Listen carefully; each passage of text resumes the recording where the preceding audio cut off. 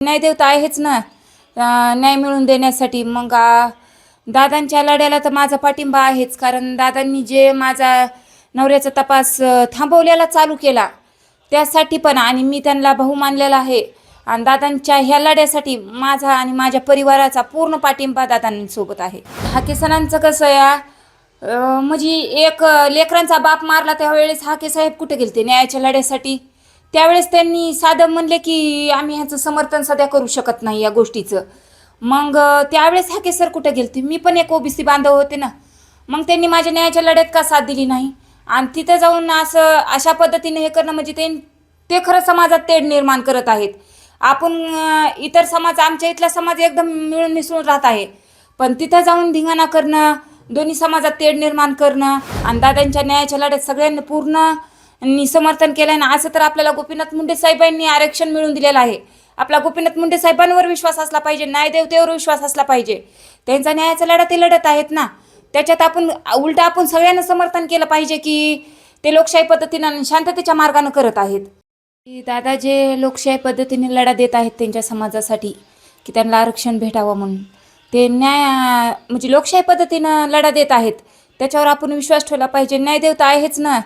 न्याय मिळवून देण्यासाठी. मग दादांच्या लढ्याला तर माझा पाठिंबा आहेच, कारण दादांनी जे माझा नवऱ्याचा तपास थांबवलेला चालू केला त्यासाठी पण, आणि मी त्यांना भाऊ मानलेला आहे.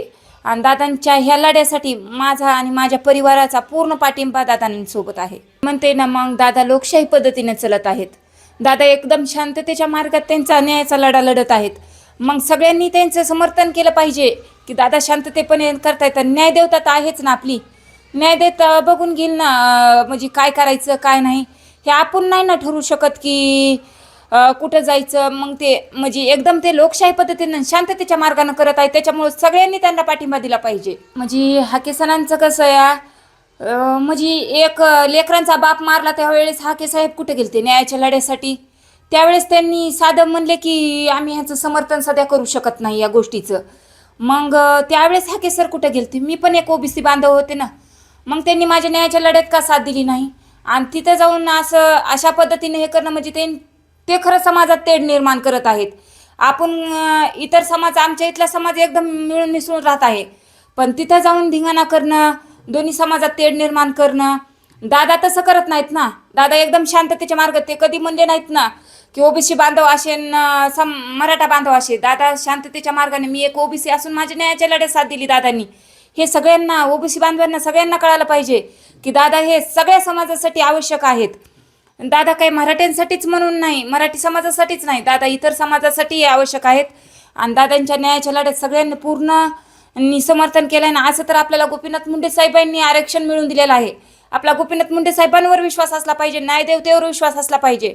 त्यांचा न्यायाचा लढा ते लढत आहेत ना. त्याच्यात आपण सगळ्यांना समर्थन केलं पाहिजे की ते लोकशाही पद्धतीनं शांततेच्या मार्गाने करत आहेत.